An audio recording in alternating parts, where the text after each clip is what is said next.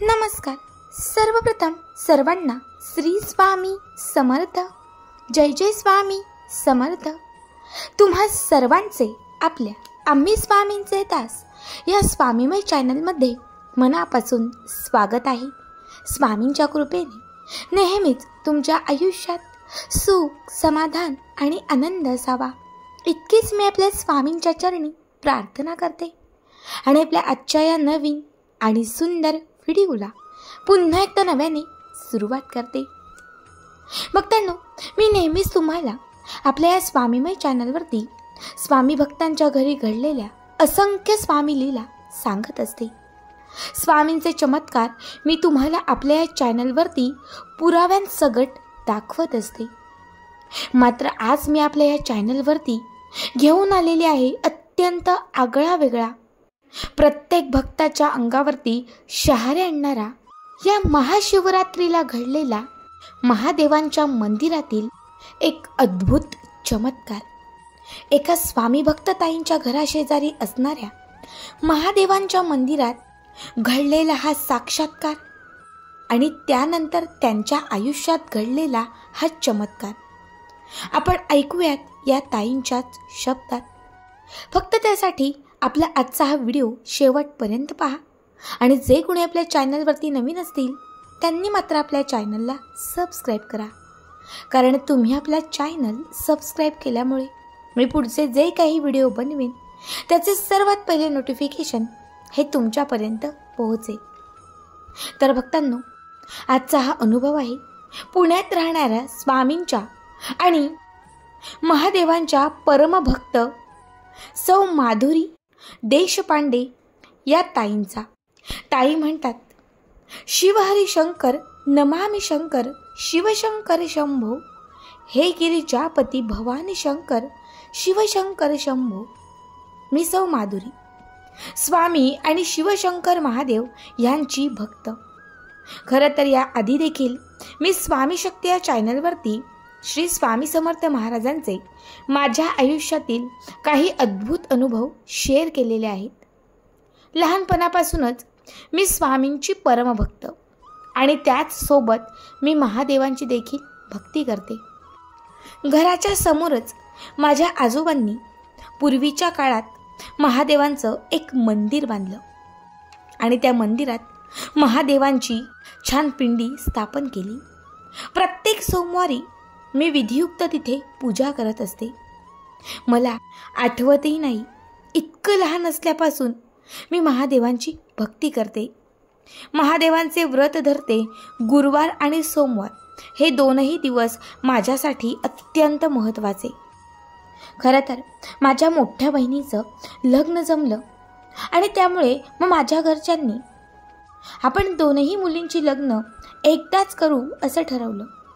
पण माझं लग्न जमत नाही म्हणून मग माझ्या बहिणीचं लग्नही तसंच ठेवलं. 2 वर्ष उलटून गेली पण माझं लग्न जमत नाही म्हणून उगाचच माझ्या बहिणीलाही थांबावं लागलं. याचं मला खूप वाईट वाटायचं. मी महादेवांची इतकी सेवा करते पण लग्नात अडथळे येतात म्हणून घरातली आणि घराच्या शेजारची लोकही मला नावं ठेवायची. पण लग्न ही गोष्ट आयुष्यात एकदाच होते आणि मनासारखा जोडीदार नसेल तर लग्न करण्यात काही अर्थ नाही असं माझं मत होतं. आणि त्यासाठीच 2 महिन्यांपूर्वी मी 16 सोमवारचं व्रत धारण केलं होतं. मी श्रद्धेने हे व्रत करत होते.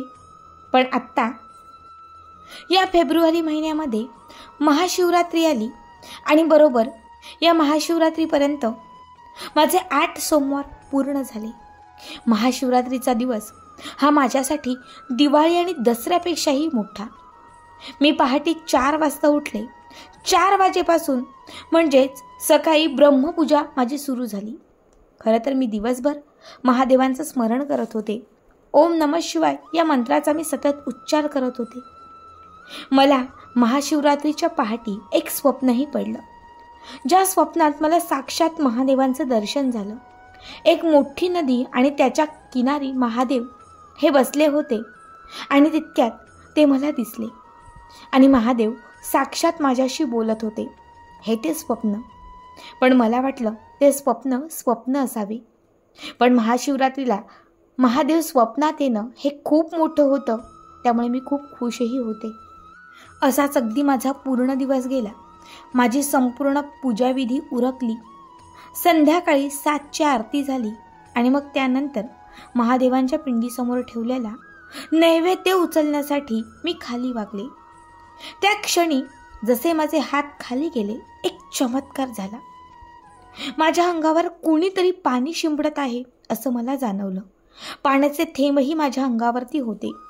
मी आजूबाजूला बघितलं, पण आता त्यावेळी कुणीच मंदिरात नव्हतं. मी तसंच ते नैवेद्य उचललं आणि जेव्हा मी नैवेद्य उचलून उभी राहिले तेव्हा मला काहीतरी आवाज आला. हा आवाज महादेवांच्या पिंडीतून येत होता. मी माझ्या आईला आणि बाबांना दोघांनाही आवाज दिला आणि ते देखील मंदिरामध्ये आले. इतक्या वर्षात असं काही कधी आढळलं नाही. मात्र आज अचानक हे काय हे पाहून सगळेच थक्क झाले. चक्क महाशिवरात्रीच्या दिवशी संध्याकाळी 7 वाजता महादेवांच्या पिंडीतून पाण्याचा खळखळणारा आवाज येत होता.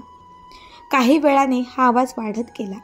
सगळ्यांना ऐकण्यासाठी हा आवाज मी मोबाईलमध्ये रेकॉर्ड केलेला आहे आणि तो पाठवत आहे. सगळ्यांनी हा आवाज नक्की ऐकावा.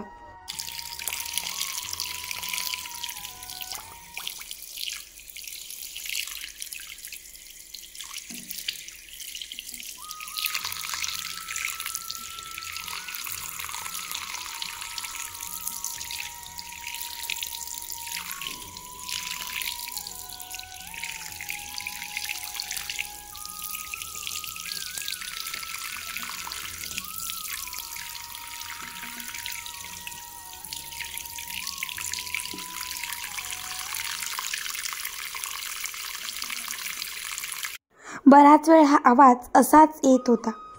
त्यानंतर आम्ही लगेचच आमच्याच शेजारी असणारे सदाशिव ब्राह्मण काका यांना बोलावलं. ते देखील आले आणि त्यांनीही हा चमत्कार पाहिला. तेव्हा त्यांनीही सांगितले की हा चमत्कार आहे.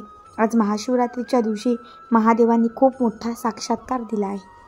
मग आम्ही पुन्हा त्या वेळात महादेवांच्या पिंडीवर अभिषेक घातला आणि मग त्यानंतर काही वेळाने हा आवाज थांबला. हा महाशिवरात्रीच्या दिवशी चमत्कार झाला आणि दुसऱ्याच दिवशी माझ्यासाठी एक उत्तम स्थळ आले. जसे मला हवे होते, ज्या ठिकाणी मला हवे होते त्याच ठिकाणचे ते स्थळ होते. आणि सगळ्यात महत्त्वाची गोष्ट म्हणजे ज्या मुलाचा तपास माझ्यासाठी आला होता, चक्क त्याचे नाव शंकर असे होते. अगदी पहिल्याच वेळी मलाही तो पसंत आला आणि त्यालाही मी पसंत आली. आणि पुढच्या 2 दिवसांमध्ये सोमवारी आमचा हळदी कुंकवाचा कार्यक्रम पार पडला. आता लग्नाची तारीखही काढलेली आहे. लग्नासाठी जो मुहूर्त आहे तो देखील सोमवारचाच मिळालेला आहे. खरंच महादेवांचा तो साक्षात्कार झाला. महादेवांनी साक्षात सांगितले की मी तुझ्या सोबत आहे, तुझी सेवा माझ्यापर्यंत पोहोचली आहे. आणि त्या साक्षात्कारानंतर 2च दिवसात माझा विवाह जुळल्याने आमच्या घरात अत्यंत आनंदी आनंद आहे.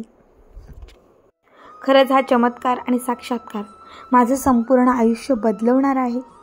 आज खूप मनापासून वाटत होतं की सगळ्यांसोबत हे शेअर करावं, म्हणून आज माझा हा अनुभव मी सगळ्यांनाच सांगत आहे. मनापासून सेवा केली तर देव कुठेही भेटतो, श्रद्धा ठेवली तर देव कुठेही पाठीशी राहतो. हे आज मी अनुभवलं आणि सगळ्यांना सांगेन, मनापासून सेवा करा, विश्वास ठेवा, देव असतो आणि तो आपल्या सोबत असतो. श्री स्वामी समर्थ. जय जय शिवशंकर, महादेव शंकर, शिवशंकर शंभो.